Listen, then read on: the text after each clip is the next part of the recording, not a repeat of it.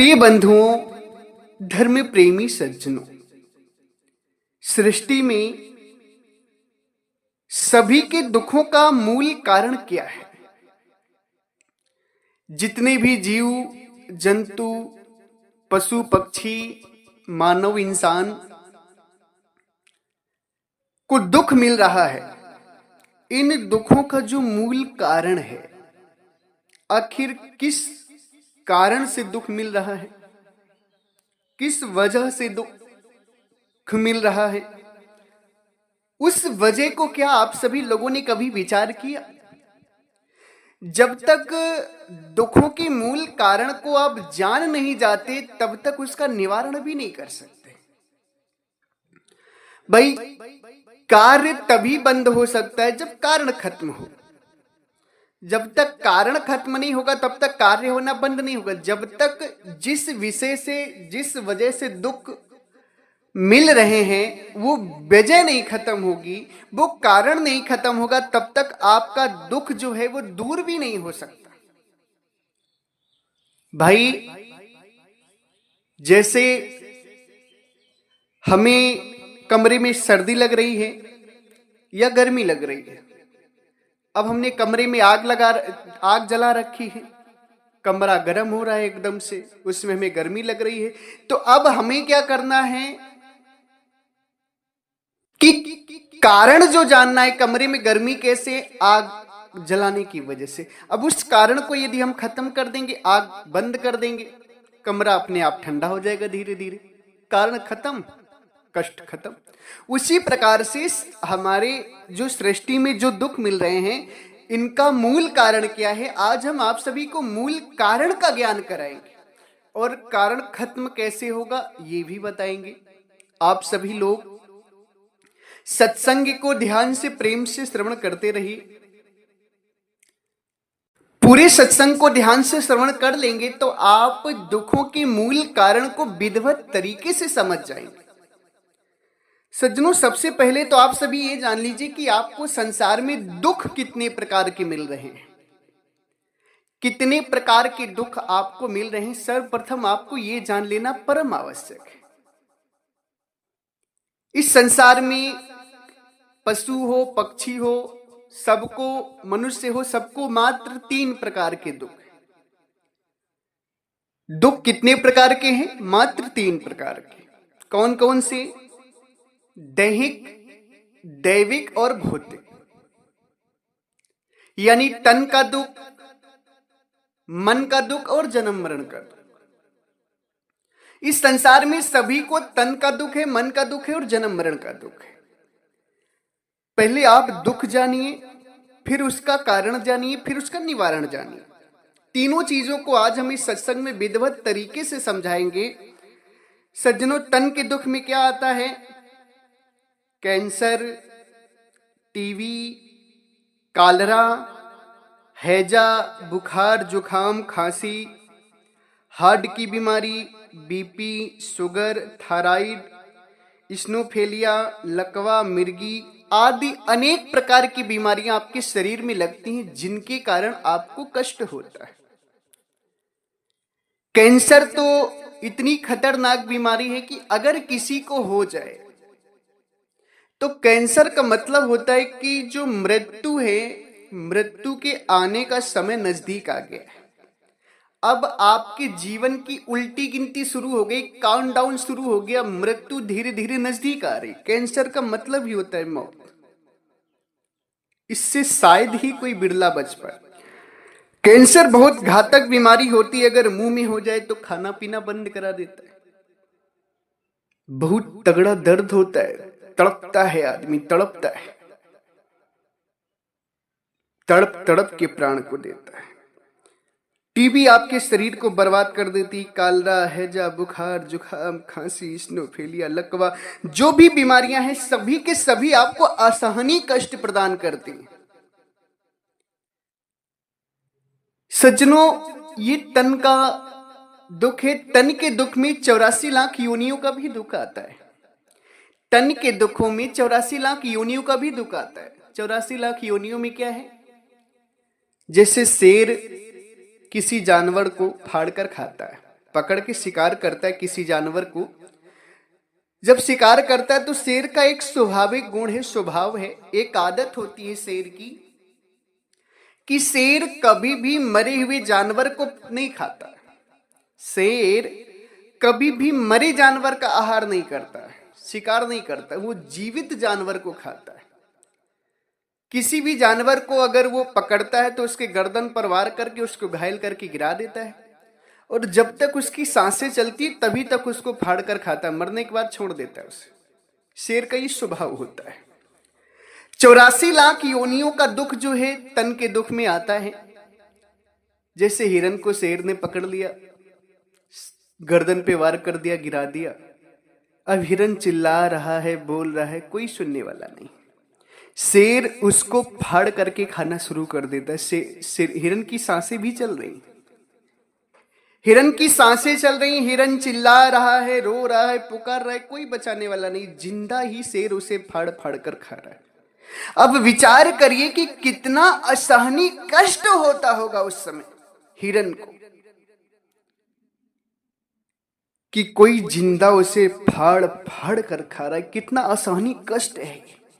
84 लाख योनियों का कष्ट, तन के कष्ट को मैं बता रहा हूं। मछली को पकड़ने लोग जाते हैं, जाल लगाते हैं और जाल लगाकर मछली को पकड़ लेते हैं। वैसे बचपन में किताबों में पढ़ा था कि मछली जल की रानी है, जीवन उसका पानी है। हाथ लगाओ डर जाएगी, बाहर निकालो मर जाएगी। यानी कि मछली जो है जल की रानी, मछली का जीवन जो जल से संबंधित होता है। अगर पानी में नहीं रहेगी मछली तो तड़पने लगती है। सबसे पहली चीज तो मछली को जल से निकाल देते हैं, तड़पना शुरू। उसके बाद क्या करते हैं कि मछली को आग में डाल देते हैं। मछली के शरीर में कोई नुकीला लोहा या छड़ घुसा करके उसे आग में लटका देते हैं। जिंदा ही मछली तड़पती है और नीचे से जल रही, आग में जल रही है, तड़प रही। अब आप विचार करिए कि दुख कितना भयंकर है तन का दुख। जिंदा मछली को गर्म तवे में डाल देते हैं, जिंदा मछली को लोग काटते हैं। विचार करिए कि कितना असहनीय कष्ट होता है। इन दुखों का जो मूल कारण है, क्यों होता है, सारी बात को आप सभी को आगे हम बताएंगे। पर सत्संग को आप सभी ध्यान से श्रवण करते रहिए। सज्जनों, बिल्ली जब चूहे को पकड़ती है तो चूहा बिल्ली के दांतों के बीचों बीच फंस जाता है। जितने भी बिल्ली के दांत हैं नुकीले नुकीले, सभी चूहे के शरीर में घुस जाते हैं। अंग अंग बिध जाता है, अंग अंग छेद देते हैं चूहे का बिल्ली के दांत। विचार करिए कितना भयंकर दर्द होता होगा उसे। कहने में नहीं है वो असहनीय दर्द तन के दुखों में आता है। इतना भयंकर दुख है तन का। सज्जनों, ये हमारा तन का दुख हो गया। अब मन का दुख क्या है, इसको भी समझिए। ये तन का दुख, मन का दुख, जन्म मरण का दुख, ये तीनों दुख क्यों हैं, किस कारण से हैं, कैसे खत्म होगा, सारी बात बताएंगे आपको। मन के दुखों में आता है मन की इच्छाओं की पूर्ति ना होना, एक दूसरे के मन की बात को ना समझना। मन की इच्छाएं क्या है? सबसे बड़ा दुख होता है मन की इच्छा की पूर्ति नहीं होती। संसार में आप मन की इच्छा को कभी पूर्ण नहीं कर सकते। दुख क्या होता है मन का? जैसे मन आपका 1 रुपए आप कमाते हैं तो भी खुश नहीं रहता है, 1 रुपए कम है। 10 रुपए कमाते हैं आप तो भी खुश नहीं रहता है, 10 रुपए भी उसे कम लगते हैं। 100 रुपए कमाते हैं तो भी खुश नहीं रहता, 1000 रुपए कमाते हैं तो भी खुश नहीं रहता, लाख कमाए तो भी उसे शांति नहीं, करोड़ों कमा ले तो भी शांति नहीं, अरबों कमा ले तो भी शांति नहीं, खरबों कमा ले तो भी शांति नहीं। चाहे जितनी धन संपत्ति आप कमा ले। देखिए, विश्व के सबसे बड़े एलोन मस्क और बिल गेट्स वगैरह विश्व के धनी हैं। इनके पास अथाह पैसा है। भारत के अंबानी हो गए, रतन टाटा हो गए, अडानी हो गए, इनके पास अथाह पैसा। इनके पास इतना पैसा है कि अगर इनकी पीढ़ियां जो है, वंशज जो है, आने वाले होने वाले वंशज अगर लेट कर खाएं, सैकड़ों नौकर लगाएं अपनी सेवा के लिए, लेट कर खाएं, तो भी इनकी संपत्ति कई हजार जन्म तक खर्च नहीं होगी, इतनी अधिक संपत्ति है इनके पास, मगर फिर भी इनके मन को शांति नहीं है। मन का दुख सबसे बड़ा, इसको शांति नहीं होती, चाहे धन हो चाहे पद हो। पद की क्या है, अगर कोई गांव में प्रधान बन गया, पहली बात तो कोई प्रधान नहीं बनता तो सोचता है मैं एक बार प्रधान बन जाऊं। मन की इच्छाओं की पूर्ति बता रहा हूं। दुख क्या है, प्रधान बन जाता है, सोचता है मैं जिला पंचायत बन जाऊं, जिला पंचायत सदस्य बन जाऊं, इच्छा बढ़ती चलेगी, मन की शांति नहीं होती, दुख होता है इसी में, पूरे जीवन इसी में लगा रहता है। जिला पंचायत बन गया तो सोचता है विधायक बन जाऊं, विधायक बन गया सोचता है सांसद बन जाऊं, संतुष्टि नहीं हो रही। सांसद बन जाए तो सोचता है कि मुख्यमंत्री बनूं, अब सांसद में आनंद नहीं आ रहा है। मुख्यमंत्री बन गया तो फिर प्रधानमंत्री की सोचता है, प्रधानमंत्री बन गया तो भी से वो नहीं है, सोचता है इधर की जमीन ले लूं उधर की जमीन ले लूं, ये हो जाए वो हो जाए। मतलब इस संसार में मन की इच्छाओं की कोई पूर्ति होती ही नहीं है, हमेशा आपको इसमें कुछ न कुछ कमी, कुछ न कुछ कमी, कुछ न कुछ कमी लगी ही रहती है। अब मन की इच्छाओं के चलते पूरा संसार दुखी है, सारा जीवन, सारा अनमोल समय इन्हीं इच्छाओं को पूरा करते करते करते करते लगा देता है। अंत में क्या होता है कि या तो जला दिया जाता है, या तो बहा दिया जाता है, या तो गाड़ दिया जाता है, मगर फिर भी इच्छा की पूर्ति नहीं होती इसकी। बहुत बड़ा मन का दुख है। कोई विकलांग व्यक्ति है, सोचता है कि हे भगवान अगर मेरे पास पैर होते मैं बहुत आनंदित हो जाता। पैर मांगता है, जिसके पास पैर हो जाते हैं वो सोचता है हे भगवान पैर से चलते चलते बहुत कष्ट होता है, दुखने लगते, काश मेरे पास साइकिल होती हम जल्दी कहीं पहुंच जाते।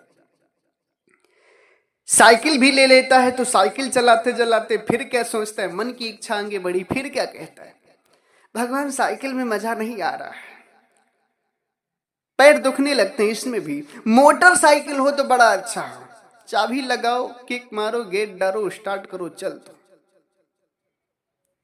मोटरसाइकिल भी हो जाती, मोटरसाइकिल चलाता, उसमें भी शांति नहीं मिलती। फिर क्या सोचता है अच्छी कार हो जाए मेरे पास, गाड़ी हो जाए, 4 व्हीलर 4 पहिया वाहन हो जाए।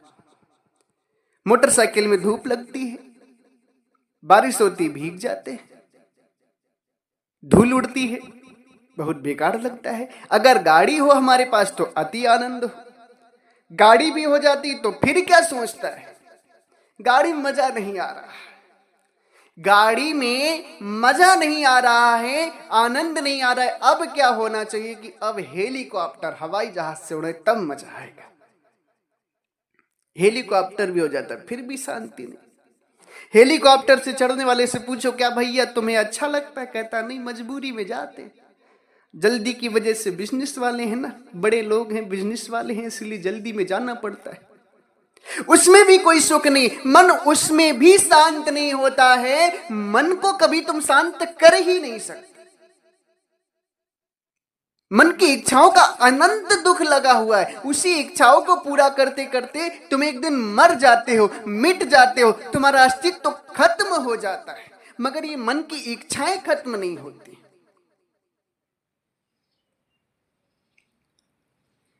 प्यारे भक्तजनों,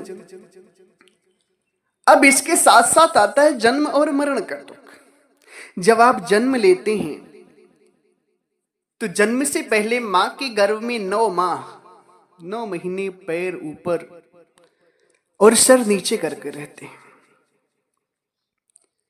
विचार करिए, 9 माह पैर ऊपर और सर नीचे करके रहना कितनी दर्द भरी कहानी है। अगर इस कहानी को, इस दर्द को आप महसूस करना चाहते हैं तो 9 महीना नहीं, केवल 9 दिन पैर ऊपर और सर नीचे करके हो जाए। 9 दिन पैर ऊपर कर लीजिए और सर नीचे कर लीजिए। 9 दिन रहकर देखिए, आपको इस दर्द का एहसास हो जाएगा कि कितना भयानक दर्द होता है। 9 दिन छोड़िए, आप केवल 24 घंटे यानी कि 1 दिन पैर ऊपर और सर नीचे करके रह जाइए, फिर देखिए आपको इसका दर्द कैसा लगता है। बहुत आसानी दर्द होता है, ये जन्म का दुख है। मरण का दुख क्या है? जीवन भर 50 साल, 60 साल, 80 साल, 70 साल, 90 साल, 100 साल आत्मा इस शरीर को सजाती, इस शरीर को पकड़ी। जब ये शरीर छूटता है तो सभी को दुख होता है। प्यारे भक्तजनों, इस संसार में 3 दुख हैं जो सभी को लगे हुए हैं, तन के दुख, मन के दुख और जन्म मरण के दुख। अब इन तीनों दुखों को का जो मूल कारण है वो क्या है और इसका जो निवारण है वो क्या है? दुखों का कारण क्या है और दुखों का निवारण क्या है? बड़े ध्यान से सुनिएगा आप सभी सज्जनों। ये तीनों दुख आपको मिल रहे हैं शरीर पकड़ने की वजह से। ये तीनों दुख जो आपको मिल रहे हैं वो ये जो आप 5 तत्व की बनी शरीर पकड़े हैं ना, बस इसी शरीर का ही मेन कारण है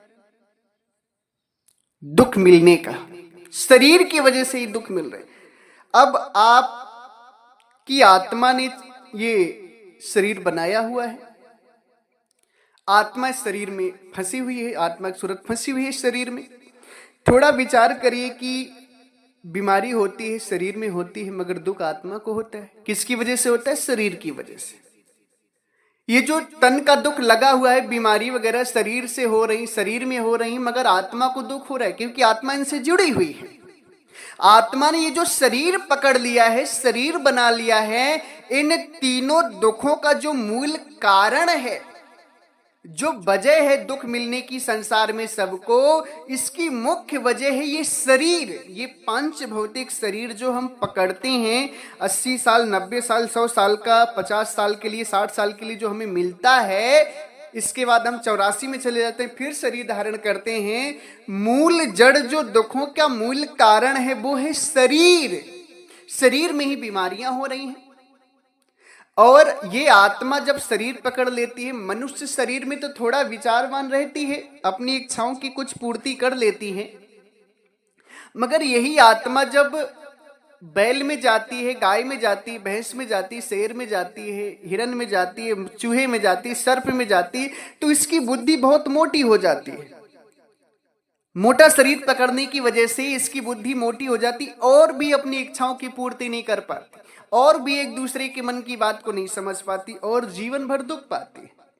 मन का दुख भी तभी होता है जब ये आत्मा मोटी से मोटी शरीर यानी 84 लाख योनि में शरीर पकड़ती जाती, बुद्धि मोटी होती जाती है और अपनी इच्छाओं की पूर्ति नहीं कर पाती, एक दूसरे के मन की बात को भी नहीं समझ पाती। संसार में मन के दुख में एक दुख और भी आता है, एक दूसरे के मन की बात को ना समझ पाना।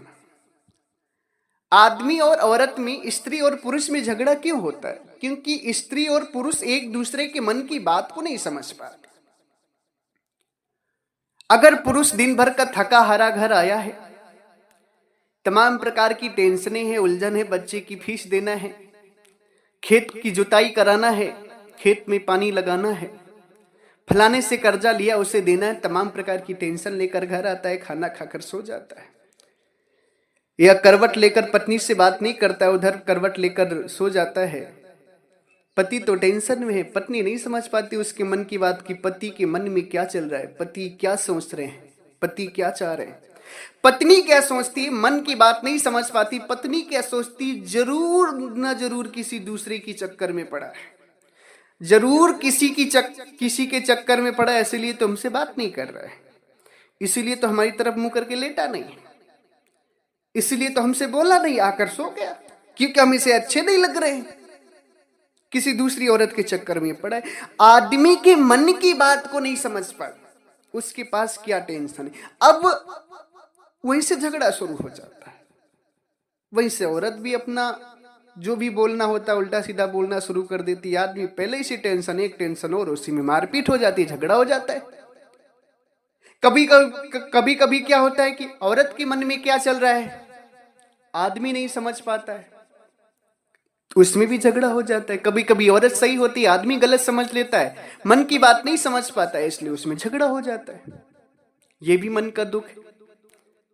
जैसे पिता अपने बच्चे को सोचते हैं कि मेरा बच्चा पढ़े लिखे, अच्छी शिक्षा ग्रहण करे, सरकारी सर्विस करे, पैसे वाला बने, एजुकेटेड बने, पढ़ा लिखा बने, कोई उसे दिक्कत ना हो, इसके लिए बच्चे को बचपन से डांटते हैं, मारते हैं, पढ़ाई में दबाव डालते हैं।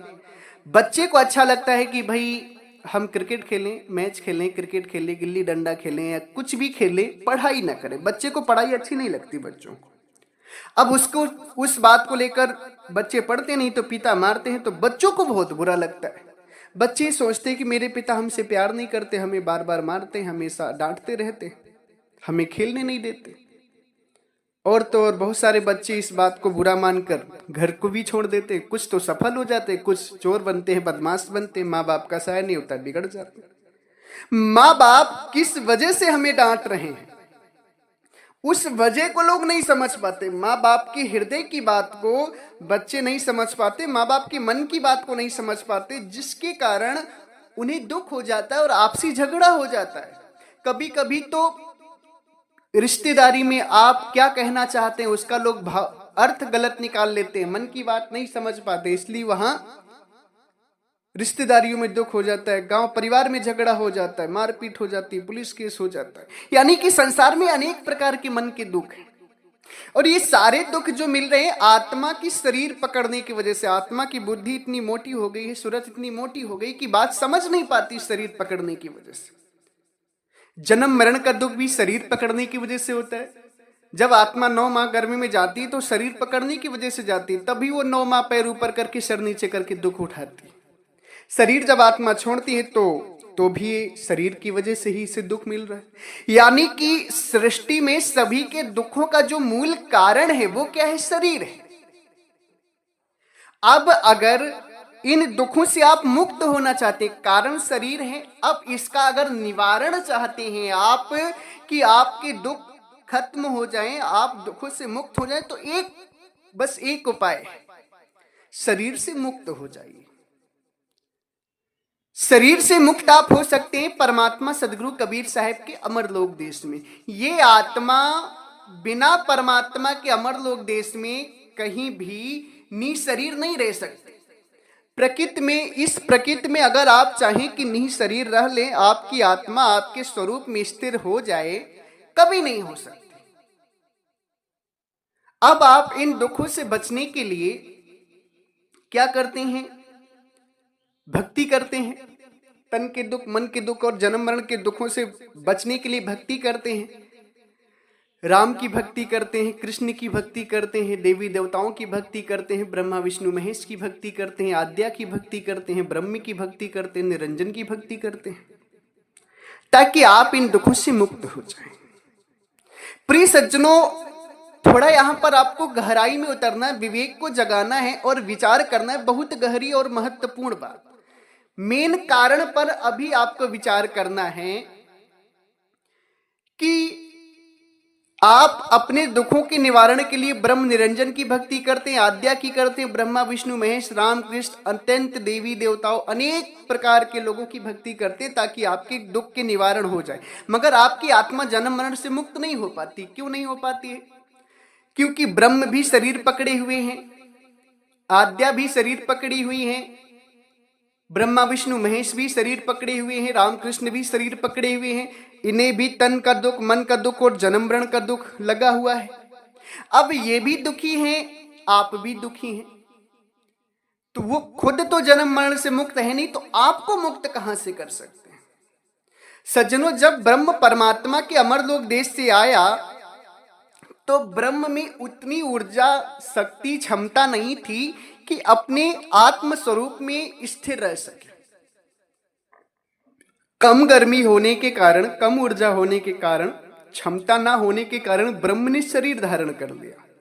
और शरीर धारण करने के बाद ब्रह्म जो है आद्या को जन्म दिया, आद्या भी शरीर धारण की, ब्रह्मा विष्णु महेश भी शरीर धारण हुए।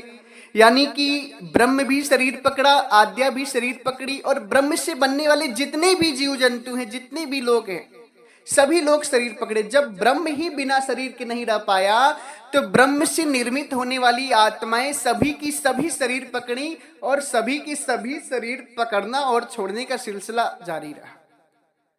ब्रह्म भी शरीर पकड़ता है, छोड़ता है। ये जो चांद, तारा, धरती, आकाश, पथ, पानी, पवन, ये आप देख रहे हैं, ये ब्रह्म की शरीर है, ये ब्रह्म है। ये ब्रह्म का स्वरूप है। उसी ब्रह्म के अंतर्गत हम सभी रहते हैं। अब ब्रह्म के शरीर की भी 4 अवस्थाएं हैं, सतयुग, त्रेता, द्वापर और कलयुग। ब्रह्म के शरीर की भी 4 अवस्थाएं हैं, सतयुग, त्रेता, द्वापर, कलयुग। ब्रह्म भी शरीर पकड़ा है, सतयुग बीत गया, त्रेता बीत गया, द्वापर बीत गया, कलयुग। अब कलयुग ब्रह्म की शरीर का लास्ट स्टेप है, लास्ट अवस्था है, बुढ़ापा है। इसमें कभी भी ब्रह्म की शरीर छूट सकती है, सतयुग, त्रेता, द्वापर, कलयुग। जैसे हमारी शरीर की 4 अवस्थाएं होती हैं, बचपन, जवानी, ढलानी और बुढ़ापा। कभी भी हमारी शरीर बुढ़ापे में छूट सकती। उसी तरीके से ब्रह्म के शरीर की अवस्थाएं हैं सतयुग, त्रेता, द्वापर और कलयुग। कलयुग के बाद ब्रह्म की भी शरीर का विनाश हो जाएगा। यानी ब्रह्म भी जन्म मरण में फंसा, ब्रह्म निरंजन भी जन्म मरण में फंसे हैं। ब्रह्म से बनी आद्या वो भी शरीर पकड़ी हैं, जन्म मरण में फंसी हैं। ब्रह्मा विष्णु महेश भी ब्रह्म से बने, वो भी शरीर पकड़े हैं, जन्म मरण में फंसे हैं। राम कृष्ण देवी देवता जितने भी लोग हैं, दुर्गा भुइया भवानी जितने भी लोग हैं, सभी के सभी शरीर पकड़े हैं। अब आप अगर इनसे अपने दुखों का निवारण चाहेंगे तो कैसे हो सकता है? क्योंकि ये भी दुखों में फंसे हैं और आप भी दुखों में फंसे। बहुत गहराई में विचार करिएगा। भाई, एक बंधा हुआ व्यक्ति दूसरे बंधे हुए व्यक्ति को कैसे छुड़ा सकता है? परमात्मा सदगुरु कबीर साहब यहां पर एक बहुत ही मार्मिक बात अमृत साखी सुनाते हैं। कहते हैं, समझाते हैं जीवों को कि हे जीव, पाखंड से निकालते कहते हैं, बंधे को बंधा मिले, छूटे कवनि उपाय, कर सेवा निर्बंध की, पल में लेत छुड़ाई। बंधे हुए व्यक्ति को बंधा हुआ व्यक्ति किस उपाय से छुड़ा सकता है? जैसे 2 व्यक्ति हैं, रमेश और अनिल। 2 व्यक्ति हैं, रमेश और अनिल। अनिल भी एक पेड़ में बंधा हुआ है, रमेश भी एक पेड़ में बंधा हुआ है। बहुत गहराई से सुनिएगा। 2 व्यक्ति हैं, दोनों पेड़ों में बंधे हुए। एक पेड़ में अनिल बंधा है, एक पेड़ में रमेश बंधा है। अब रमेश अनिल से दुआ करें, प्रार्थना करें कि भैया अनिल, हम तुमका भगवान मानत ही, हम तुमको परमात्मा मान रहे हैं, प्रभु मान रहे हैं, तुम हमको इस पेड़ से छुड़ा दो, इस पेड़ से खोल दो। तो सज्जनों विचार करिए, अनिल भी बंधा है, रमेश भी बंधा है। अब रमेश विनती कर रहा है कि हम तुम्हें प्रभु मानते हैं, भगवान मानते हैं, परमात्मा मानते हैं, तुम्हारी पूजा आरती करते हैं, हमको इस पेड़ से खोल दो। तो अनिल कैसे खोल सकता है, क्योंकि अनिल तो बंधा है। अब अनिल अगर रमेश से दुआ करे कि भैया हम भी तुमको भगवान मानते हैं, तुमको परमात्मा मानते हैं, फलाने मानते, ढिकाने मानते हैं, आरती पूजा करते हैं, तुम हमें खोल दो इस पेड़ से। तो क्या दोनों एक दूसरे को खोल सकते हैं? कदापि नहीं खोल सकते, क्योंकि दोनों ही बंधे हैं, दोनों ही बंधन युक्त हैं। अब इन दोनों लोगों को वही खोल सकता है जो बंधा ना हो, जो निर्बंध हो। इसीलिए परमात्मा सदगुरु कबीर साहब इस साखी से यह समझाना चाहते हैं कि हे संसार के लोगों, जो तुम राम कृष्ण ब्रह्मा विष्णु महेश ब्रह्म निरंजन आद्या आदि से अपनी मुक्ति समझते हो, तो ये समझना सरासर अज्ञानता है और कुछ नहीं। क्योंकि ब्रह्म निरंजन भी शरीर पकड़ा है, जन्म मरण में जा रहा है। उससे बनी आद्या भी शरीर पकड़ी है, जन्म मरण में जा रही है, तन का दुख मन का दुख पा रही। ब्रह्मा विष्णु महेश भी शरीर पकड़े हैं, जन्म मरण में जा रहे हैं। राम कृष्ण देवी देवता जितने भी हैं, सभी लोग शरीर पकड़े और जन्म मरण में गए। इसलिए इनकी भक्ति करने से कदापि तुम्हारे दुखों का निवारण नहीं हो सकता।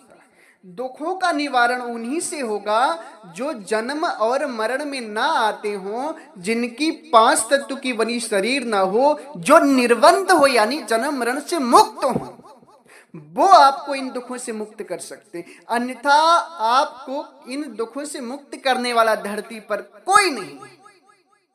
परमात्मा सदगुरु कबीर साहब निर्बंध की सेवा कहते हैं, यानी जो बंधन मुक्त हैं उनकी खोज करो संसार में, वही आपको इन तन के दुख, मन के दुख और जन्म मरण के दुखों के कारण शरीर से छुटकारा दिला सकते हैं। अब सज्जनों, यहां पर हम आपको यह बताएंगे कि इन तन के दुख और मन के दुख, जन्म मरण के दुखों से मुक्त कौन है संसार में। आखिर किनके द्वारा आपको मुक्ति मिलेगी। भाई, ना राम की भक्ति से मुक्ति मिलेगी, ना कृष्ण की, ना ब्रह्मा विष्णु महेश की, ना आद्यास की, ना ब्रह्म निरंजन की भक्ति से मुक्ति नहीं मिलेगी, क्योंकि ये भी शरीर पकड़े जन्म मरण में जा रहे हैं।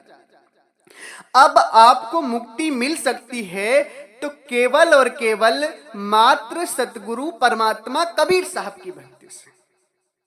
क्योंकि परमात्मा सतगुरु कबीर साहब माता के गर्भ से नहीं आए थे, ना ही उनकी शरीर थी, ना ही उनका जन्म हुआ था, ना ही उनकी मृत्यु हुई। परमात्मा सतगुरु कबीर साहब प्रकट हुए थे काशी लहरतारा नामक तालाब में। प्राकट्य और जन्म में बहुत बड़ा अंतर है, जमीन आसमान का अंतर है। जन्म उसे कहते हैं जो माता के गर्भ से बच्चा 9 माह पल करके बाहर निकलता है, उसे जन्म कहते हैं। मृत्यु प्रकट उसे कहते हैं कि बिना माँ बाप के जो जन्म ले, उन्हें प्रकट कहते हैं। प्राकट्य हुआ है इनका। जन्म किसे कहते हैं? जो माँ के पेट से, गर्भ से जन्म ले, वो जन्म हो गया। प्रकट किसे कहते हैं? जो माँ के पेट से जन्म ना ले, गर्भ से जन्म ना ले, स्वयं से प्रकट हो जाए। तो परमात्मा सदगुरु कबीर साहब का प्राकट्य हुआ था, उन्होंने जन्म नहीं लिए थे। परमात्मा सदगुरु कबीर साहब कहाँ प्रकट हुआ था? काशी लहरतारा नामक तालाब में। बनारस जो काशी आज भी है, काशी बनारस आज भी स्थित है उत्तर प्रदेश में। आप YouTube पर, गूगल पर सर्च करके देख सकते हैं, बनारस धर्म नगरी के नाम से जानी जाती है।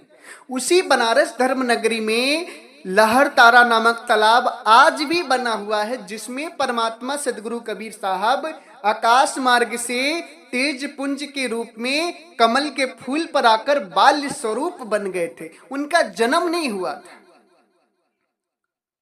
इस विषय पर एक वाणी भी है सदगुरु कबीर साहब की।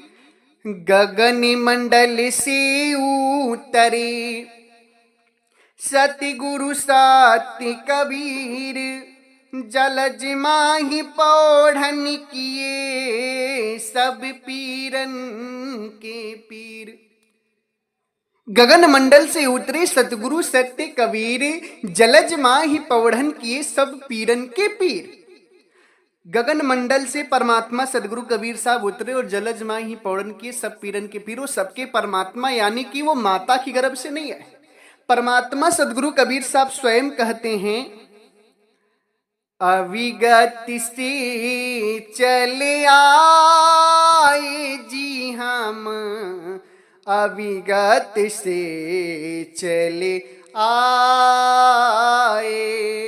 ना हम जन्मे गर्भ बसेरा बालक हो दिखलाए, ना हम लीना गर्भ बसेरा बालक हो दिखलाए। काशी शहर जलज विच डेरा, तहाँ जुलाहा पाए हम, अविगत से चले आए जी मेरा, कोई भेद मरम नहीं पाए। परमात्मा सदगुरु कबीर साहब स्वयं कहते, अविगत यानी परमात्मा, कि हम अविगत परमात्मा है, चले आए। ना हम आए कैसे? हम माता के गर्भ में जो 9 माह लोग बच्चे बसेरा लेकर जन्म लेते हैं, मैं उस तरीके से बसेरा नहीं लिया। मैं स्वतः बालक रूप धर करके प्रकट हुआ हूं काशी शहर सरोवर भीतर, तहां जुलाहा पाए। काशी लहरतारा नामक तालाब में सरोवर के बीच में कमल के पुष्प पर नीरू और नीमा नामक जुलाहे पा करके उनका पालन पोषण की। उनकी कोई माता नहीं थी, वो जन्म नहीं लिए थे, और उनकी 5 तत्व की बनी शरीर भी नहीं थी। परमात्मा सदगुरु कबीर साहब की 5 तत्व की बनी शरीर भी नहीं थी। अगर शरीर होती तो बादशाह सिकंदर के गुरु शेख तकी ने 52 प्रकार से सदगुरु कबीर साहब को मारने की कोशिश की थी। खौलते हुए तेल को सदगुरु कबीर साहब के ऊपर डाला, लोहा को गलाकर सदगुरु कबीर साहब के ऊपर डाला गया, तलवार से मारा गया, तोप से उड़ाया गया, बंदूक से मारा गया, कुएं में ढकेल दिया गया, समुद्र में डुबाया गया, गंगा में डुबाया गया, मगर किसी भी तरीके से सदगुरु कबीर साहब का कुछ हुआ नहीं, क्योंकि उनकी शरीर नहीं थी। मात्र एक दिखने मात्र में परमात्मा सदगुरु कबीर साहब की शरीर आती थी। वो कहते भी हैं अपनी वाणी में, देह नहीं पर दर से देही और कहाई कबीर हम शब्द सनेही। यानी कि मेरी देह नहीं है, मतलब 5 तत्व की बनी जो शरीर लोगों की होती है, वैसी मेरी देह नहीं है। मात्र एक दिखने मात्र में शरीर आ रही है। हम कौन है? हम शब्द स्वरूपी, शब्द से नहीं शब्द स्वरूपी हैं परमात्मा। गरीबदास जी महाराज भी इस वाणी को कहते हैं कि गरीब पुरुष कबीर ने देह धरा नहीं कोई, शब्द स्वरूपी रूप है घट घट बोले सोए। गरीबदास जी महाराज सदगुरु कबीर साहब के शिष्य हुए हैं। स्वयं परमात्मा सदगुरु कबीर साहब प्रकट होकर के गरीबदास जी महाराज को ज्ञान दिए। गरीबदास जी महाराज सदगुरु की महिमा में लिखते हैं कि सदगुरु परमात्मा कबीर साहब ने देह नहीं पकड़ी थी, कोई शरीर नहीं पकड़ी थी, वो शब्द स्वरूपी थे, वो शब्द स्वरूपी हैं और सबके घटों में वही विराजमान है, यानी कि परमात्मा वही है। सिद्ध संतों की भी वाणी में परमात्मा सदगुरु कबीर साहब को कह रहे हैं कि वो शरीर धारण नहीं किए थे, यानी कि जन्म भी उनका नहीं हुआ था और मृत्यु उसकी होती है जिसका जन्म होता है, जो शरीर पकड़ के आता है शरीर छोड़ के चला जाता है। परमात्मा सदगुरु कबीर साहब शरीर पकड़ के नहीं आए थे, शरीर छोड़ करके भी नहीं गए, वो अंतर ध्यान हुए, अपने देश गए, धाम गए, अमरलोक देश गए। कहाँ? उत्तर प्रदेश में ही गोरखपुर जिला है, पहले गोरखपुर में आता था, अब गोरखपुर से कट करके संत कबीर नगर जिला बना है। संत कबीर नगर में मगहर नाम का एक रेलवे स्टेशन है। मगहर रेलवे स्टेशन से 1 किलोमीटर की दूरी पर परमात्मा सदगुरु कबीर साहब अंतर ध्यान हुए थे, जहां उनकी शरीर नहीं मिली थी, केवल फूल और चद्दर मिले थे। मुसलमानों ने चद्दर ले ली थी, हिंदुओं ने फूल ले लिए थे। हिंदुओं ने मंदिर बनाया, समाधि बनाई, मुसलमानों ने मस्जिद बनाई। आज विश्व का एक लौता स्थान है जहां पर हिंदू धर्म के लोग और मुस्लिम धर्म के लोग परमात्मा सदगुरु कबीर साहब को पूजते हैं। मुसलमान नमाज पढ़ते हैं उनके लिए और हिंदू उनकी पूजा आरती करते हैं, उनकी साधना करते हैं। उनकी शरीर नहीं मिली, यानी कि परमात्मा सदगुरु कबीर साहब ही संसार में ऐसे हैं जो जन्म और मरण से मुक्त हैं, असली परमात्मा है। उन्हीं की भक्ति से, उन्हीं की साधना से आप जन्म मरण से मुक्त हो सकते हैं। इनके अलावा संसार में किसी की भी भक्ति कर ले, सभी के सभी जन्म मरण में स्वयं फंसे हैं, आपको भी मुक्त नहीं कर सकते। अगर मुक्ति पानी है जन्म मरण के दुखों से तो परमात्मा सदगुरु कबीर साहब की भक्ति करें, क्योंकि परमात्मा सदगुरु कबीर साहब अपनी भक्ति के द्वारा आपको अमरलोक देश ले जाते हैं, जिस अमरलोक देश में ना तन का दुख है, ना मन का दुख है और ना ही जन्म मरण का दुख है। परमात्मा शब्द स्वरूपी हैं, वहां आत्माएं भी शब्द स्वरूप हैं। परमात्मा भी विदेह हैं, वहां आत्मा भी विदेह हैं। ना वहां तन का दुख है, ना मन का दुख है और ना ही जन्म मरण का दुख है। वहां सदैव आनंद ही आनंद परमानंद है। इसलिए प्यारे भक्तजनों, आप सभी अगर दुखों के मूल कारण से बचना चाहते हैं तो परमात्मा सदगुरु कबीर साहब की भक्ति करें, वही असली परमात्मा है, उन्हीं से आप सभी का कल्याण होगा। इसी के साथ हम अपनी वाणी को विराम देते हैं। अगर आप सभी को परमात्मा सदगुरु कबीर साहब की असली भक्ति चाहिए, असली ज्ञान चाहिए, तो 19 और 20 नवंबर को मुक्ति महामहोत्सव गाजीपुर की धरती पर हो रहा है, जिसमें आप सभी आइए। आप सभी को परमात्मा सदगुरु कबीर साहब के विचारों के द्वारा असली साधना दी जाएगी, जो असली भक्ति है परमात्मा सदगुरु कबीर साहब की। क्योंकि सदगुरु कबीर साहब की भी पंथ में लोगों ने बहुत सारे पाखंड फैला दिए हैं, उल्टा सीधा भक्ति चला दी है, मगर परमात्मा सदगुरु कबीर साहब की असली भक्ति अगर आप सभी को चाहिए 19-20 नवंबर में मुक्ति महा महोत्सव भंडारा जो गाजीपुर की धरती में हो रहा है, जिसमें ज्ञान दीक्षा दी जाएगी, उसमें आप सभी आइए। उसमें आप सभी को सदगुरु की असली भक्ति दी जाएगी। इसी के साथ अगर हमारी वाणी वचनों से, सत्संग प्रवचन से आप किसी भी भक्त हंस जन, संत जन या श्रोतागण, श्रद्धालुगण, किसी को भी मेरी बातों से दुख लगा हो, किसी भी धर्म मत पंथ मजहब के लोगों को मेरी बातों से दुख लगा हो, बुरा लगा हो, तो मैं आप सभी से हाथ जोड़कर करवद्य प्रार्थना करता हूं कि आपको दुख देने के लिए मैंने सत्संग नहीं सुनाया है, ना ही मेरी आपसे कोई दुश्मनी है। मैं तो परमात्मा के दिव्य ज्ञान को आप सभी तक पहुंचा रहा हूं माध्यम बन करके, ताकि आप सभी का कल्याण हो सके, आप सभी मुक्ति प्राप्त करें और असली भक्ति जाने, असली ज्ञान जाने। मेरी आपसे कोई दुश्मनी नहीं, इसलिए मेरी बातों का आप सभी बुरा मत मानिएगा। अगर फिर भी बुरा लगता है तो पुनः आप सभी के चरणों में सर रखकर मैं क्षमा प्रार्थी हूं, मुझे क्षमा करें। एक बार प्रेम से बोलिए, सर्वव्यापक सर्वपूजनी परम पिता परमात्मा सदगुरु बंदी छोर कबीर साहेब को साहेब बंदगी साहेब।